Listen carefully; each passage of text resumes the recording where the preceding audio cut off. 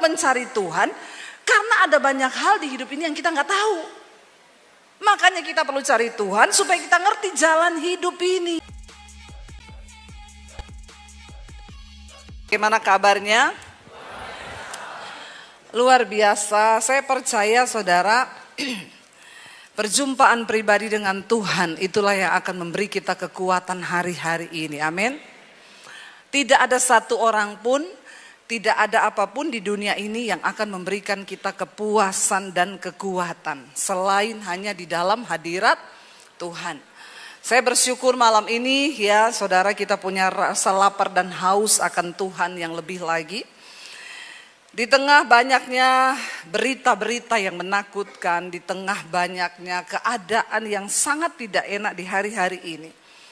Ya, jangan heran, jangan bingung karena Alkitab sudah menyatakan bahwa di hari-hari yang terakhir kita akan mendengarkan berita-berita yang menakutkan. Bahkan Yesus berkata, kita akan mendengar deru perang, gelombang laut, itu sudah ditulis semua. Dan bahkan Tuhan berkata akan banyak orang yang mati karena ketakutan berhubung dengan hal-hal berita-berita yang akan kita dengar di hari-hari ini. Ya, jangan mati hanya karena mendengar. Amin. Ya, bagaimana caranya mati, Bu? Masa nonton TV langsung mati? Enggak. Tapi banyak orang enggak bisa tidur hari-hari ini. Siapa yang enggak bisa tidur hari-hari ini? Enggak usah angkat tangan. Nggak usah ya. Tapi banyak orang tidak bisa tidur ya, mendengar berita-berita, mendengar hal-hal hari-hari ini. Apa yang harus kita lakukan? Mari kita buka bersama saudara Yesaya pasal 55 ayat yang ke-6 mulai. Yesaya 55 mulai ayat yang ke-6. Firman Tuhan berkata di sana, baca bersama 1, 2, 3. Carilah Tuhan selama ia berkenan ditemui, berserulah kepadanya selama ia dekat. Firman ini dengan jelas berkata, carilah Tuhan. Nabi Yesaya menuliskan ya firman ini saudara, menuliskan ayat ini. Kita tahu bersama Yesaya ini dipanggil Tuhan untuk mengingatkan ya bangsa Israel pada zaman pemerintahan Raja Uzia, Yotam, Ahaz dan Hizkia. Pada zaman itu keadaan rohani bangsa ini naik turun ya. Naik turun tapi kayaknya banyak turunnya daripada naiknya. Ya, kayaknya sedikit banyak samalah dengan orang Kristen di Palembang. Tidak ya? Di sini naik terus ya? Insya Allah. Ya. Dikatakan di sana saudara, sehingga Nabi Yesaya datang membawa pesan bagi kerajaan utara dan kerajaan selatan Israel dan Yehuda. Di sana Tuhan mengingatkan, carilah Tuhan selama ia berkenan ditemui dan berserulah kepadanya selama ia dekat. Kalau ayat ini berkata cari Tuhan selama ia berkenan ditemui, berarti ada saatnya nanti Tuhan sudah tidak berkenan untuk ditemui. Ya. Berserulah kepadanya selama ia dekat. Karena ada saatnya nanti Tuhan itu terasa jauh. Siapa di sini yang hari-hari ini merasa jauh dari Tuhan? Tidak usah pura-pura. Saya tahu banyak jemaat yang merasa, aku rasanya jauh, Bu. Padahal aku ini masih pelayanan. Banyak orang yang bertanya kepada saya ini melayani loh, Bu. Tiap minggu ke gereja, saya masih pelayanan. Tapi saya ini rasa jauh dari Tuhan. Ada yang merasa seperti itu? Rasanya ibadah pelayanan ya hanya begitu-begitu aja. Bahkan saya sudah gak merasakan Tuhan. Padahal saya berada di gereja. Saya pelayanan setiap hari Minggu. Hati-hati saudara. Ya, kita seringkali masih aktif dalam kegiatan-kegiatan pelayanan kita. Tapi sesungguhnya hati kita jauh dari Tuhan. Makanya ayat ini mengingatkan, carilah Tuhan selama ia berkenan ditemui, berserulah kepadanya selama ia dekat. Ya, selama Tuhan masih berkenan. Karena ada saatnya Tuhan sudah tidak berkenan. Kita tahu sejarah dari bangsa Israel. Mereka itu ditegur Tuhan, disuruh bertobat. Mereka keras kepala, mereka tidak mau bertobat. Sampai akhirnya Tuhan gak mau lagi mendengar. Dan akhirnya mereka jatuh dalam pembuangan. Seringkali manusia itu ketika mereka hidupnya baik-baik aja. Keuangannya baik, keluarganya baik, semuanya baik ya. Aman, mereka lupa diri. Orang-orang di Jakarta, di Palembang tidak. Insya Allah. Ya. Banyak orang ketika semua baik-baik saja, mereka itu merasa ya udah saya baik-baik aja. Buktinya saya enggak usah hidup kudus-kudus banget. Bahkan banyak yang berkata, ya saya aja sekarang ini berdosa loh. Tapi buktinya usahaku lancar-lancar aja. Keadaanku baik-baik aja. Saya tidak mengalami hal-hal yang kelihatannya buruk. Ya. Tidak ada satupun di dunia ini yang bisa membawa kita kepada kebahagiaan selain kita ini hidup dekat dengan Tuhan. Saya ini ketemu dengan banyak orang kaya. Kaya raya ya. Ya. Tapi orang-orang kaya yang tidak takut Tuhan, mereka sampai di satu titik yang berkata begini, Bu, ternyata kekayaan tuh gak memberi kebahagiaan. Pak Beni gini-gini karena Pak Beni kaya. Yang lain gak gini-gini loh Pak. Karena belum.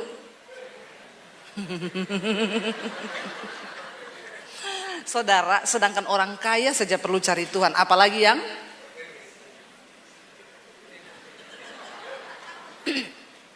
orang kaya aja perlu Tuhan. Apalagi orang yang. Tapi banyak orang sombong. Ya, udah miskin sombong lagi.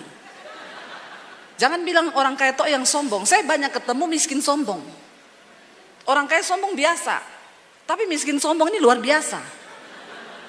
Tapi Alkitab berkata Tuhan menentang orang yang, makanya mau kaya mau miskin tidak boleh. Orang paling sombong di dunia itu yang bagaimana saudara? Bukan yang pamer harta, bukan yang pamer jet pribadi, bukan itu orang sombong.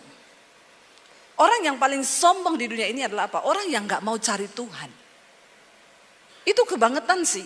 Maaf ya saudara, kau bisa tarik napas, kau bisa hirup udara lewat hidungmu ini, itu hanya karena anugerah Tuhan. Amin. Ya kita ini, aduh coba Tuhan tutup satu lubang hidungmu aja. Satu aja ditutup. Setengah mati gak? Setengah mati loh saudara. Coba semua tutup satu lubang hidung. Napas, susah enggak? Saya kadang bingung dengan orang-orang berdosa yang gak mau cari Tuhan. Ya, gak mau cari Tuhan. Kalau dibilang, saya dulu pernah waktu di Jakarta naik Grab pelayanan. Lalu sopir Grabnya bilang gini, Ibu, dia dari Jakarta Selatan, Ibu mau ke gereja pagi-pagi jam 6. Di Jakarta Pusat, dia bilang, jauh banget sih. Ngapain Ibu ke gereja jauh banget? Saya ini pendeta, saya diundang khotbah. Oh, Ibu pendeta tuh, sama dong, saya juga Kristen. Ini hari Minggu, Masnya gak ke gereja? Oh, saya gak pernah ke gereja, Bu. Oh, Masnya gak pernah ke gereja? Terus dia balik tanya sama saya, emang ke gereja ngapain Bu? Saya bilang, cari Tuhan lah. Dia ketawa terbahak-bahak saudara. Dia ketawain saya. Dia bilang, hah, Ibu masih cari Tuhan? Aduh Bu, saya gak cari Tuhan. Kenapa? Karena Tuhan di hati. Jangan tepuk tangan. Kalau belum mengerti pembahasannya gak usah tepuk tangan. Sok-sokan kau. Belum dengar aja sudah tepuk tangan. Saya waktu dia ngomong begitu saya agak terpojok.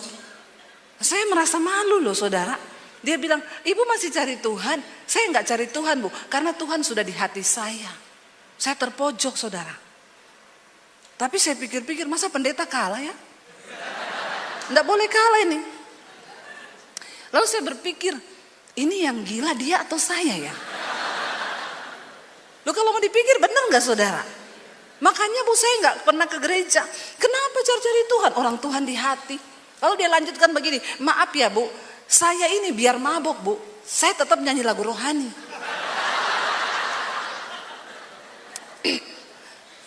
Saya keselak lagi saudara.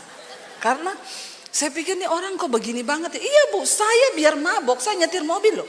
Tapi sambil saya putar lagu rohani, saya tidak celaka loh Bu. Itu tanda bahwa Tuhan itu di hati saya. Saya diam 1000 bahasa. Saya nggak tahu mau ngomong apa, tiba-tiba Roh Kudus memberi hikmat.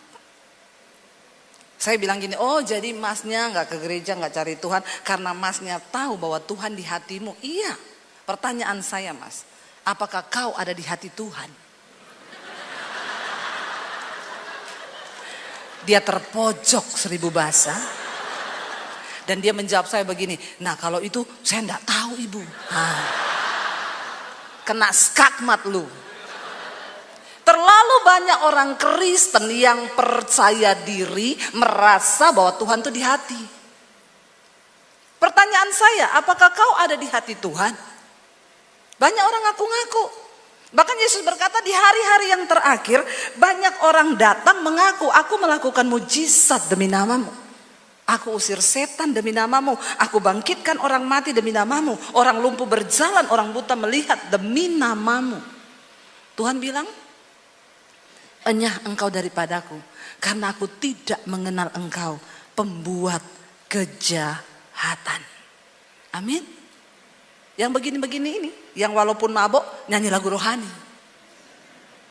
Saudara, kenapa kita perlu mencari Tuhan? Ya, carilah Tuhan selama ia berkenan ditemui, berserulah kepadanya selama ia dekat. Makanya saya selalu mengajarkan, tidak usah cari-cari pendeta. Amin. Karena tidak ada pendeta hebat di dunia ini. Tidak ada. Yang ada tuh Tuhan yang dengan imanmu yang hebat. Semua kita punya akses bisa datang secara pribadi kepada Tuhan.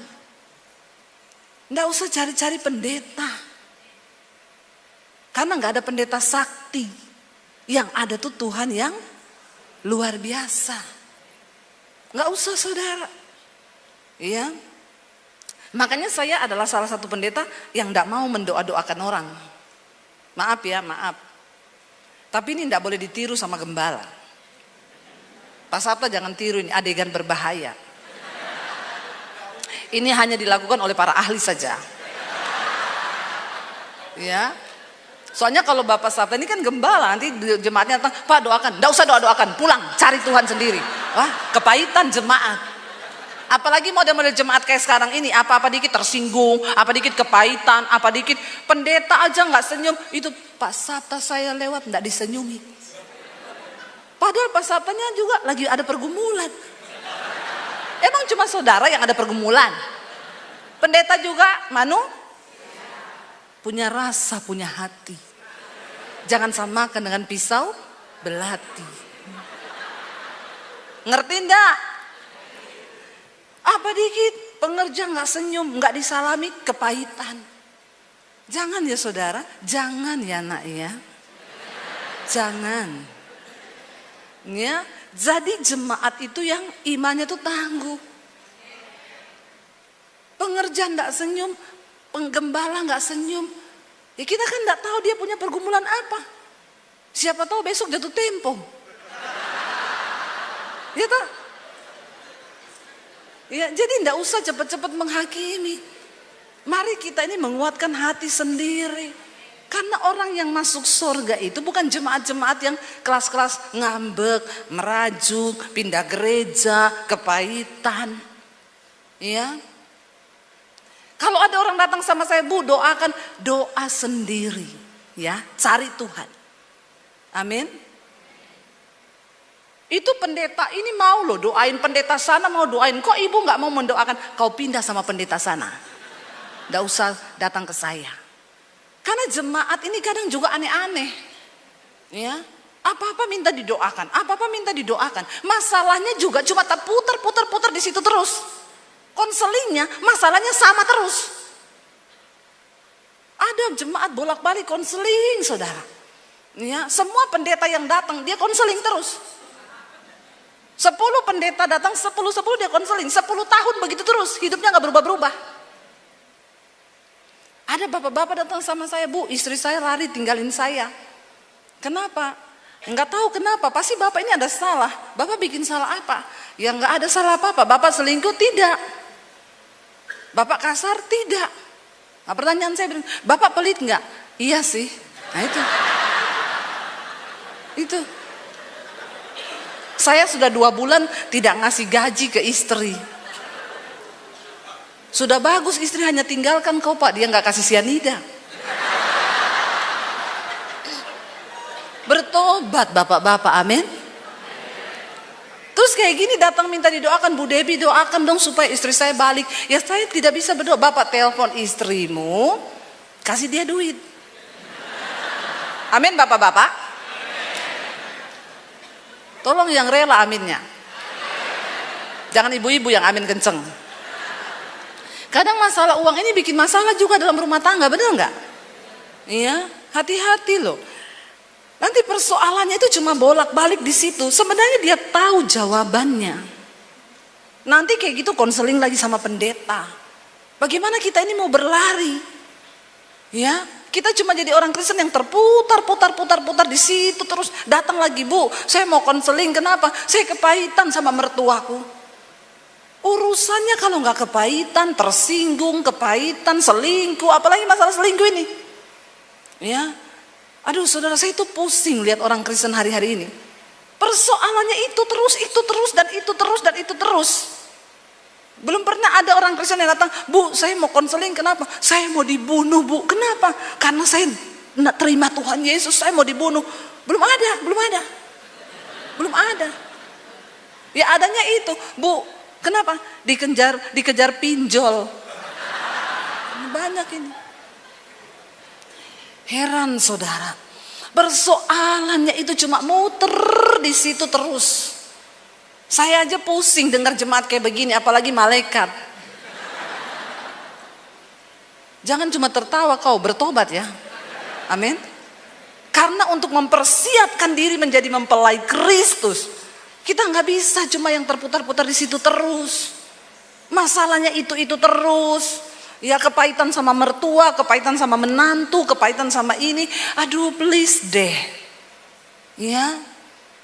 Kita bisa bertumbuh ke arah yang lebih baik ketika kita ini bergaul dengan firman.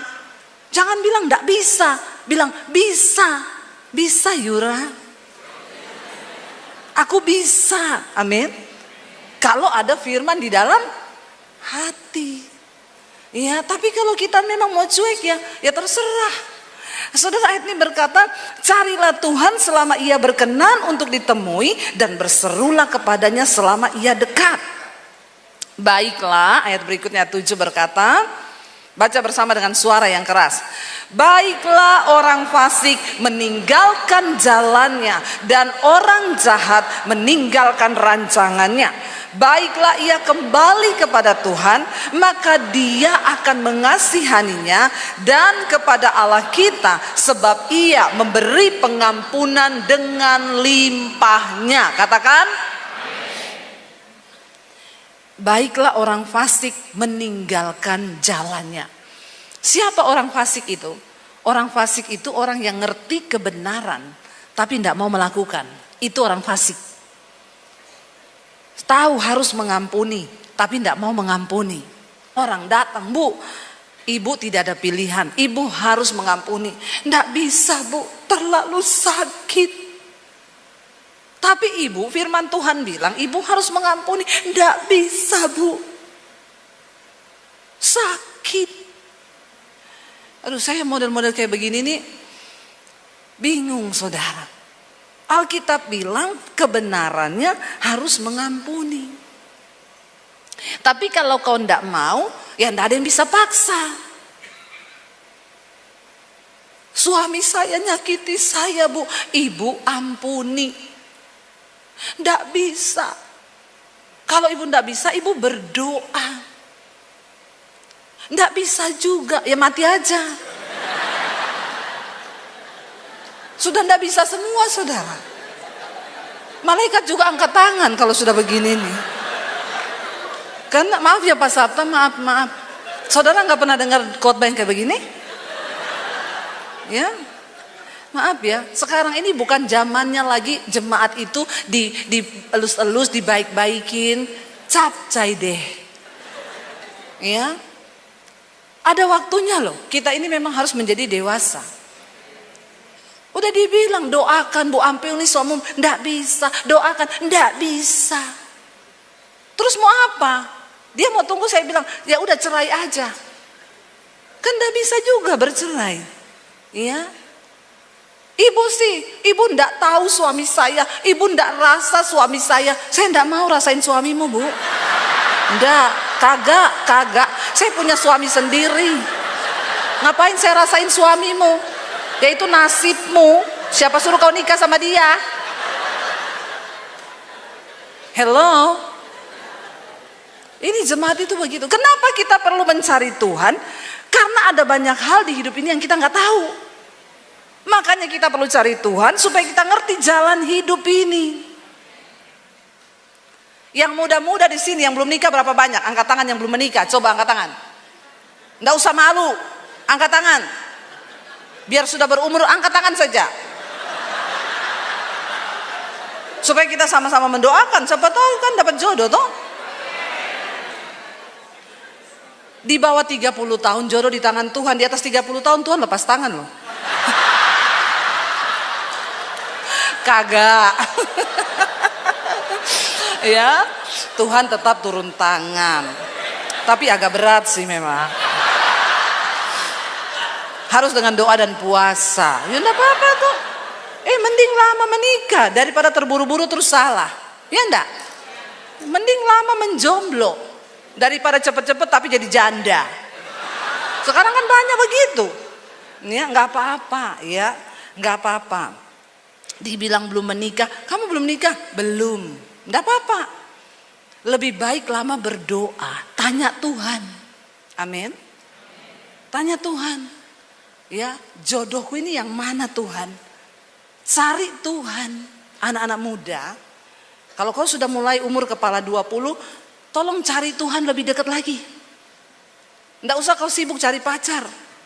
Nggak usah kau sibuk cari-cari jodohmu, nggak usah. Tulang rusuk itu cuma satu. Ya, kalau kau salah pilih yang masuk tulang kaki. Sakit, nggak muat. Banyak orang tulang kaki yang masuk. Makanya kesakitan. Karena salah. Makanya mudah-mudah cari Tuhan. Kalau kau cari Tuhan, engkau dapat sumber kebahagiaan di hidupmu. Ya. Maka hidupmu itu sejahtera. Tapi kalau kau tidak cari Tuhan, ya itu masalahnya. Sekarang ini banyak anak-anak muda stres, saudara. Anak saya itu cerita, mam teman-temanku itu loh, tiap malam di atas jam 10 konseling. Gua mau curhat nih, kata psikolog gua nih sakit jiwa sudah stadium akhir. Anak-anak muda ini umur 20-an loh. Mereka sudah jadi langganannya psikiater. Ngeri loh saudara. Saya bilang sama anak saya, ya ampun, itu teman-temanmu belum pada menikah loh, kenapa sudah sakit jiwa? Sakit jiwa saudara. Langganan psikiater, minum obat tidur. Saya bilang sama anak saya, kamu bilang suruh cari Tuhan dek. Anak saya bilang, ya lu cari Tuhan lah. Dengar lagu rohani, dengerin khotbah. Jawabannya apa? Kayaknya kalau kayak gini Tuhan gak bisa tolong deh. Bayangkan loh saudara. Dia bilang Tuhan, ini anaknya orang-orang Kristen. Mereka ini pelayanan di gereja. Anak-anak muda. Makanya gereja, bapak-bapak gembala yang hadir, perhatikan anak-anak muda. Sering kali mereka di gereja itu cuma asik lompat-lompat toh. Tapi jiwanya itu remuk semua. Sakit jiwa semua. Ya, tanpa disadari saudara. Ya orang lihat mereka baik-baik saja. Saya bilang sama anak saya, suruh dia cari Tuhan. Jawabannya apa? Kayaknya Tuhan gak sanggup tolong deh masalah gua. Karena menurut psikolog gua udah stadium 4. Ngeri saudara. Ngeri, ya. Kadang anak saya bilang, ya udah kalau gue sih hari-hari ini cuma denger lagu rohani, abis itu hatiku tenang, teduh, sudah selesai. Dia bilang kalau gue nggak bisa. Nanti dia curhat lagi sama temannya yang satu, anak Tuhan juga, ke gereja. Ya, gue mau curhat dong. Gue nih kata psikiater sekarang stadium 3. Dia bilang, gue stadium 4. Ini yang terjadi saudara. Makanya hari-hari ini kita perlu cari Tuhan. Masuk di kamar, tutup pintu, berdoa. Saya selalu menyarankan orang konseling, saya bilang kamu gak usah cari saya. Semua masalah, semua nasihat yang saya kasih pun kamu tolak. Gak ada yang mau didengar. Masalah rumah tangga suruh berdamai, gak bisa bu, ibu gak tahu suami saya jahatnya kayak apa. Kita juga udah hilang kata-kata saudara. Daripada saya ikutan sakit jiwa. Lo bener loh, kita hamba Tuhan hari-hari ini harus menjaga kesehatan jiwa dan mental. Ya, kadang saya itu mau tidur malam, saya lihat-lihat HP, kasihan ibu itu suaminya kemana lagi. Suami saya di samping saya ngomong, suami orang diurus, suami sendiri tidak diurus loh.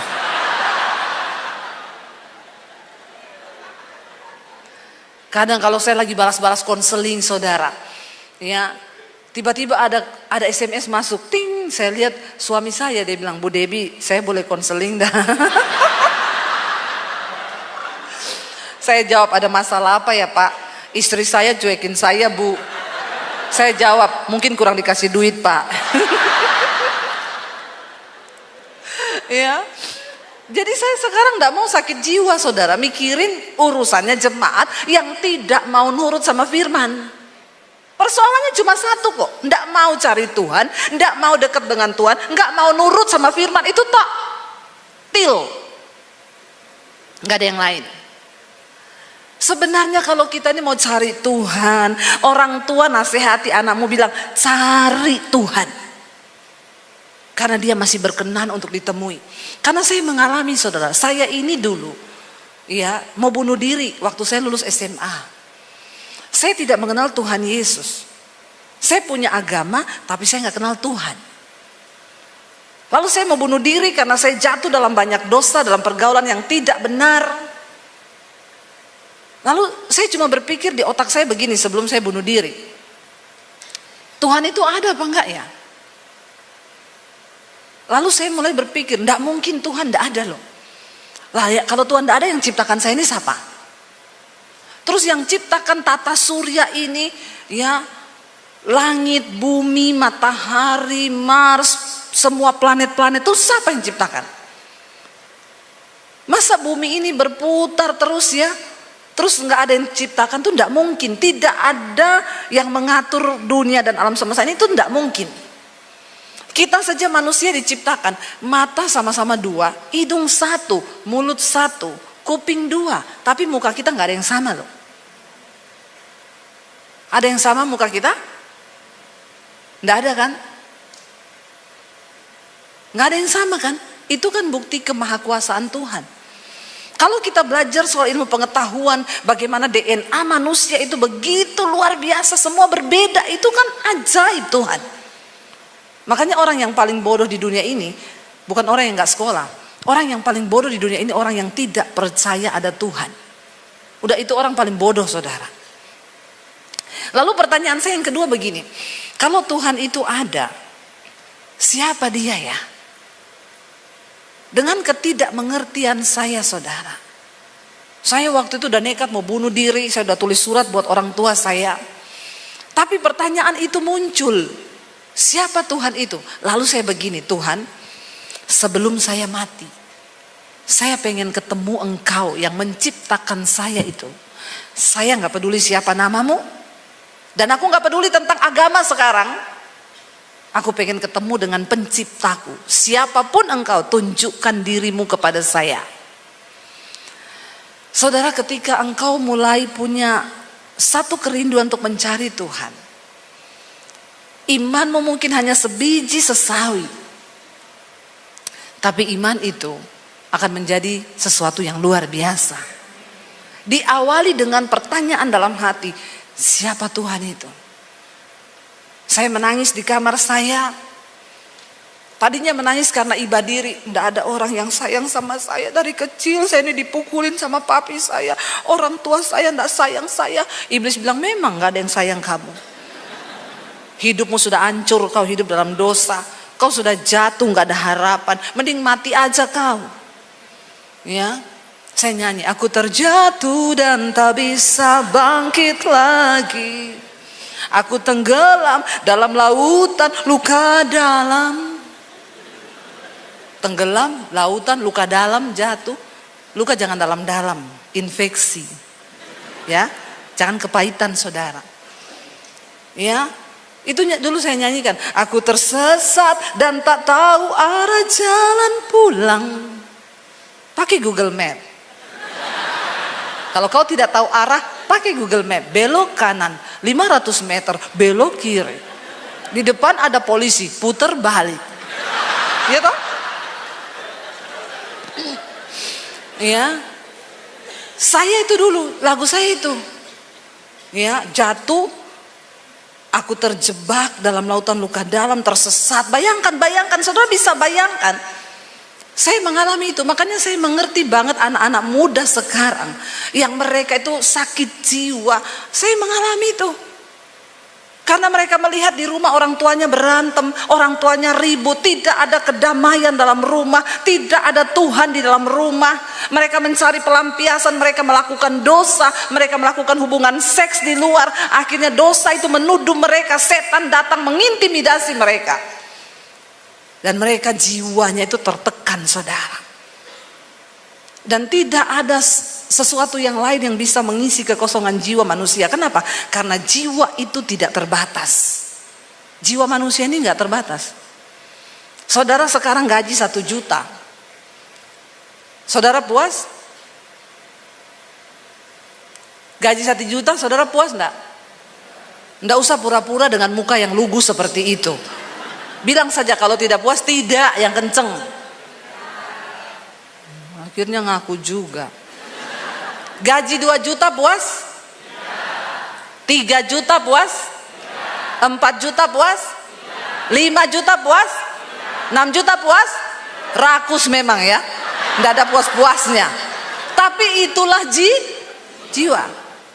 Ya, waktu nggak punya motor kita bilang, enak ya kalau naik motor daripada jalan kaki begini, jalan kaki terus dikasih motor, pengen? Roda 2 pengen? Roda 3 dulu dong.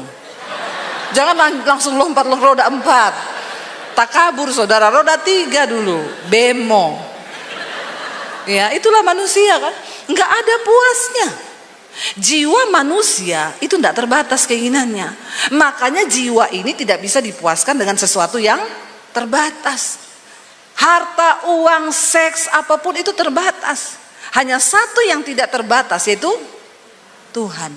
Makanya hanya Tuhan yang tidak terbatas yang dapat mengisi jiwa kita yang tidak terbatas. Saudara mau cari apapun. Saya punya teman orang kaya, dia bilang gini, Bu, saya ini sekarang sudah ada di satu titik yang saya mau beli apa aja tuh bisa. Bayangkan loh, mau beli apa aja tuh bisa. Saudara sudah ada di titik seperti itu? Saya sudah mau beli kerupuk bisa, beli ayam bisa. Iya, iya dong, itu kan relatif toh. Kan yang kita ingin itu relatif toh. Tapi dia memang kaya, kaya saudara. Dia bilang begini sama saya, Bu, ternyata ya, jadi orang kaya itu hanya seperti ini. Makanya tolong saudara, kalau kau lihat orang kaya, kau jangan kepengen menjadi dia. Karena seringkali dia juga pengen jadi kau. Saya mau cerita. Ada satu orang lulusan Amerika, dia jadi CEO di sebuah perusahaan. Gajinya ratusan juta. Lalu dia pergi berlibur ke sebuah pantai. Ketika dia lagi duduk minum kelapa muda menikmati ya di pinggir pantai, ada nelayan datang bawa ikan dengan perahunya. Lalu dia tanya sama nelayan itu, kau dapat ikan segini ini cukup untuk hidupmu? Cukup.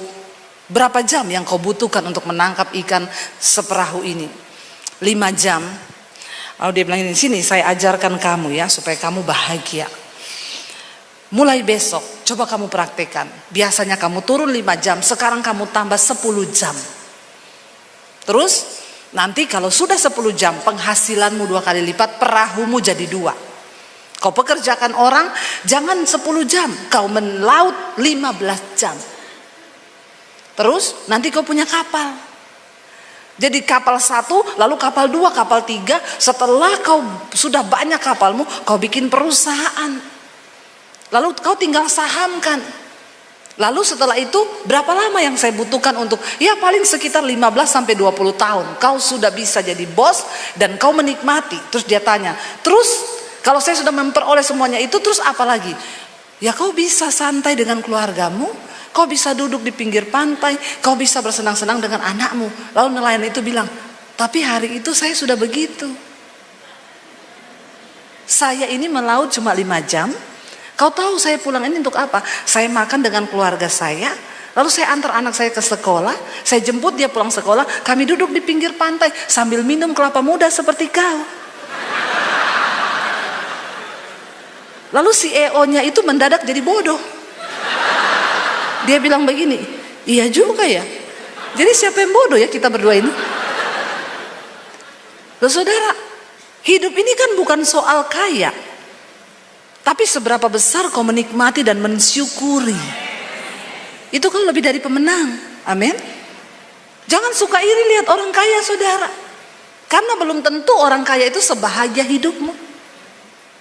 Saya tuh kalau ketemu orang kaya di Jakarta, susah saudara. Mereka saja kalau tersenyum gini. Bibirnya keangkat separuh tuh. Gitu. Gitu. Mirip teman saya. Kalau tersenyum cuma bibir separuh. Ya, saya sampai bingung loh. Kadang saya tanya sama teman saya, kenapa ya orang kaya kalau tersenyum begitu? Jaim bu, dia takut nanti wibawanya jatuh. Kalau kita kan ketawa-ketawa aja ya. Wibawa jatuh tinggal pungut lagi tuh. Rempong amat sih lu, susah banget sih hidupmu. Ngapain coba? Ya. Makanya sekarang itu soalnya Indonesia ini juga agak-agak ya. Ada videonya 9 naga itu tersebar di sosial media. Mereka main golf sambil ketawa. Di komen, ini ketawa sultan. Kalau ketawa seperti saudara-saudara ini ketawa sales. Nah ini.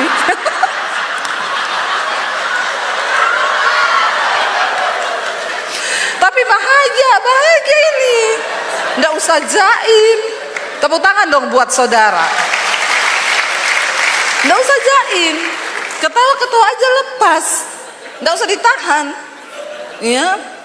Ketawa 9 naga, ya, itu ketawa 9 naga. Kalau kita ini masih cacing, nggak apa-apa, ketawa aja, belum jadi naga.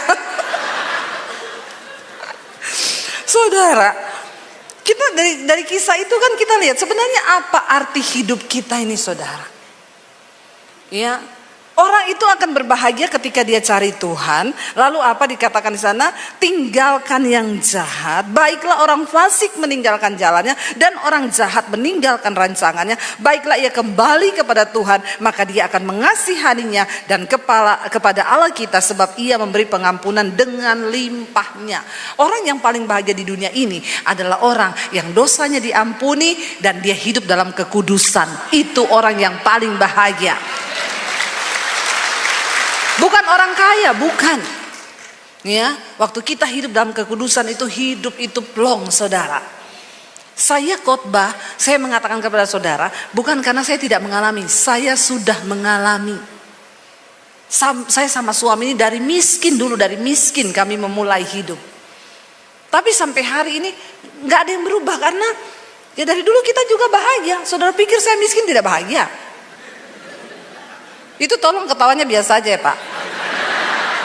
Nggak usah ketawa sales begitu dipamerin ya. Saya sama suami dari miskin, kami tuh bahagia loh. Bahagia kami. Ya, saya kan pernah cerita di khotbah saya tuh saudara. Naik motor bonceng 5. Anak saya 3. Nggak ada yang percaya. Tapi itu bener. Ya, saya beli mobil pertama, mobil tua tahun 80 itu mobil. Kalau saya namakan mobil itu mobil dalam nama Yesus. Karena setiap kali dipakai, suami saya bilang, doa ya, doa. Supaya ndak mogok. Itu saya agak dijebak sih dengan mobil itu. Jadi ceritanya saya pelayanan di satu dealer. Saya khotbah, lalu yang punya dealer tanya, ibu punya mobil? Ndak punya. Jadi ibu kalau pelayanan naik motor, ibu mau nggak mobil itu? Mobil tua tahun 80. Saya bilang, oh iya mau pak, bawa pulang aja bu. Saya telepon suami saya, kita dikasih mobil, kamu datang cepat ke sini, ambil. Suami saya semangat datang dia saudara. Begitu sudah dibawa pulang sampai di rumah, besoknya sekretarisnya telepon, Ibu Debbie, jadi mau pembayarannya itu cash atau cicil?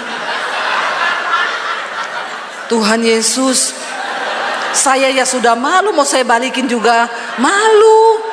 Kita sudah terlanjur seneng ngomong dapat mobil, anak-anak sudah seneng, tidak bonceng 5. Terus saya bilang, oh itu berapa ya harganya? Kalau cash 7 juta, kalau ibu cicil 14 juta. Ada orang kaya mental miskin loh. Tolong yang punya dealer jangan seperti ini ya. Cukup saya saja yang mengalami. Ada tipuan sih. Mudah-mudahan dia mendengarkan khotbah saya ini. Saya syok saudara, saya bilang, oh gitu ya. Ya udah saya cicil aja. Oh iya sebulan 500.000. Aduh itu mobil saudara. Dinaiki 3 hari 4 hari rusak. Jadi dalam seminggu kita naik 2 hari 5 hari rusak. Lebih banyak rusaknya daripada baiknya. Tiap hari suami saya balik ke bengkel, kata tukang bengkelnya gini, ya begini ya pak kalau beli mobil tua, ini seperti bapak itu ngopeni janda tua. Sakit. Bapak-bapak tolong ketawanya biasa aja. Onderdilnya banyak yang rusak pak. Jadi ya itu, dikit-dikit sakit, besok pilek, besok pegelinu, besok lututnya sakit, besok rematik, ya begitu. Jadi bagaimana Pak ini? Saudara tahu, tiap kali kita naik suami saya bilang, anak-anak berdoa. Jadi apalagi kalau mau naik gunung, ya tanjakan, berdoa nak kita semua dalam nama Yesus, dalam nama Yesus. Dalam nama Yesus, bener. Mogok. Saya turunkan anak-anak, suami saya bilang, turunkan dulu, kau cari becak sana. Bener saudara. Ya, bahagia saya, bahagia loh. Bahagia saya. Satu kali parkir di mall, biasanya kita parkir di bawah. Waktu itu nggak ada parkir. Suami saya bilang, kita terpaksa parkir atas. Saya bilang, bisa naik? Bisa. Doa dalam nama Yesus. Kita semua sudah bersyafaat, saudara, dalam nama Yesus, dalam nama Yesus. Naik, suami saya gas.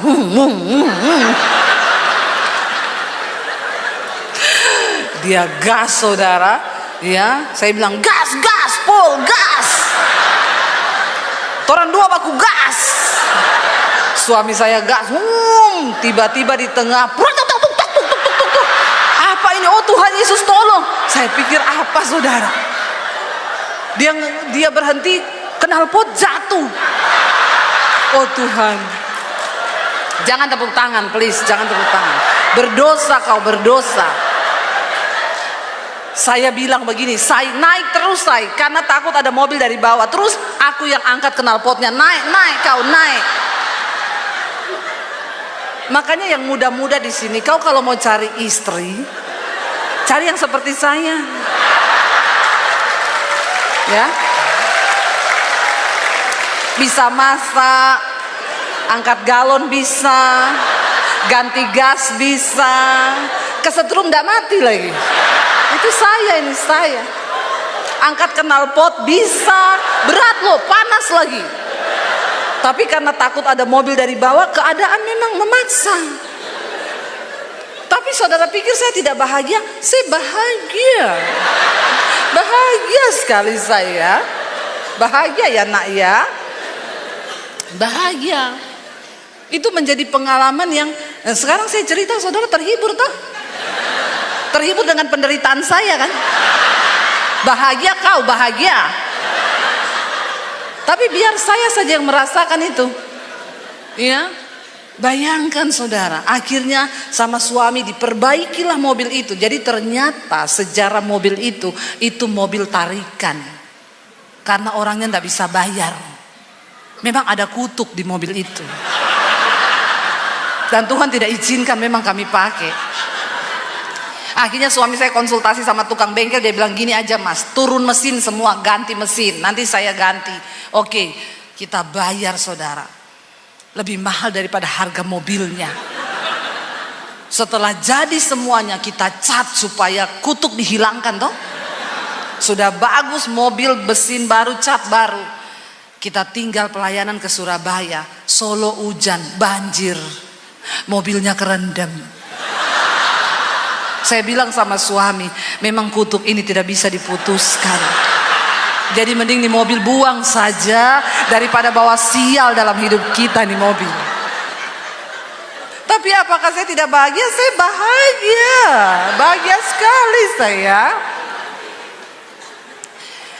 Ya, kenapa saudara? Karena saya tahu ya itu bagian dari cerita hidup kita. Tapi bersama Tuhan saya lewati dengan suami masa-masa sulit.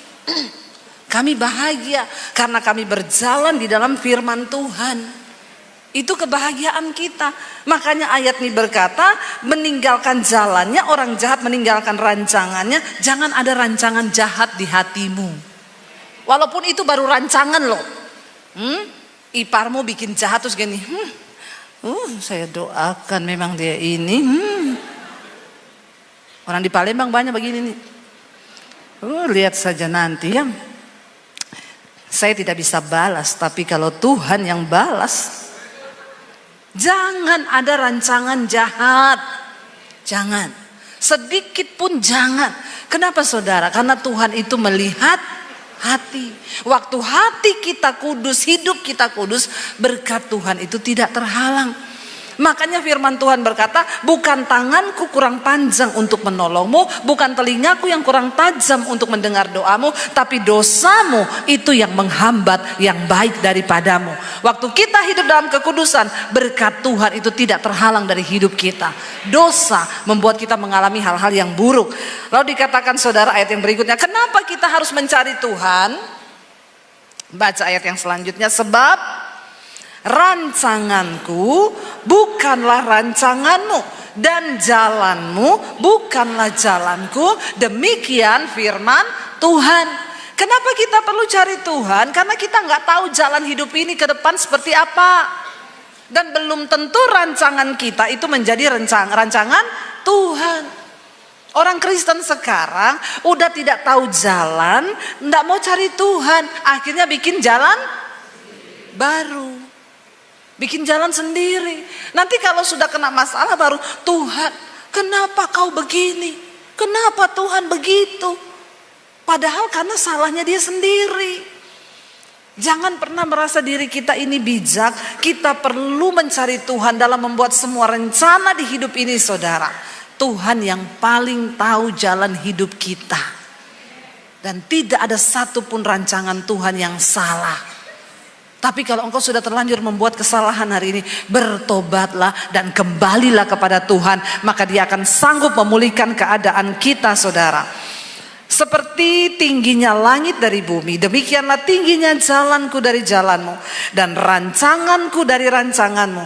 Sebab seperti hujan dan salju turun dari langit dan tidak kembali ke situ, melainkan mengairi bumi, membuatnya subur dan menumbuhkan tumbuh-tumbuhan, memberikan benih kepada penabur dan roti kepada orang yang mau makan. Demikianlah apa? Firmanku yang keluar dari mulutku, ia tidak akan kembali kepadaku dengan sia-sia, tetapi ia akan melaksanakan apa yang ku kehendaki dan berhasil dalam apa yang kusuruhkan kepadanya. Firman Tuhan itu berkuasa. Karena itu perkatakan firman. Waktu kita takut, perkatakan firman. Waktu kita menghadapi kekhawatiran, perkatakan firman. Waktu engkau melihat keadaanmu, perkatakan firman. Aku percaya Tuhan, bahwa Engkau Tuhan adalah sandaranku, Engkau penopangku, Engkau Allah yang tidak pernah gagal dalam rancanganmu. Perkatakan firman, saudara. Hari-hari ini banyak orang lupa memperkatakan firman Tuhan. Padahal firman itu memiliki kuasa. Untuk apa? Untuk menciptakan. Firman itu punya kuasa untuk melakukan segala perkara. Firman itu mempunyai kuasa ketika keadaan di sekeliling kita tidak baik. Seringkali jangan terburu-buru berdoa supaya keadaanmu jadi baik. Tapi berdoalah supaya hatimu tenang dan hatimu damai sejahtera. Waktu engkau memperkatakan firman, maka hidup kita kuat, iman kita kuat. Dan saya percaya saudara, cuma firman Tuhan yang memiliki kuasa dalam hidup kita untuk membawa kita hari-hari ini semakin luar biasa di dalam Tuhan. Malam ini Pak Victor juga akan menyampaikan pesan Tuhan bagi setiap kita. Jadi saya akan mengakhiri saudara.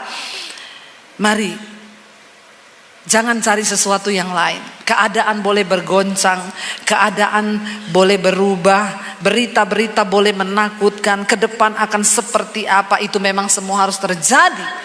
Tapi waktu kita pegang firman Tuhan, waktu kita tetap bersandar pada firman, berseru, kita nyanyi pujian tadi, kita berseru kepada Tuhan saudara.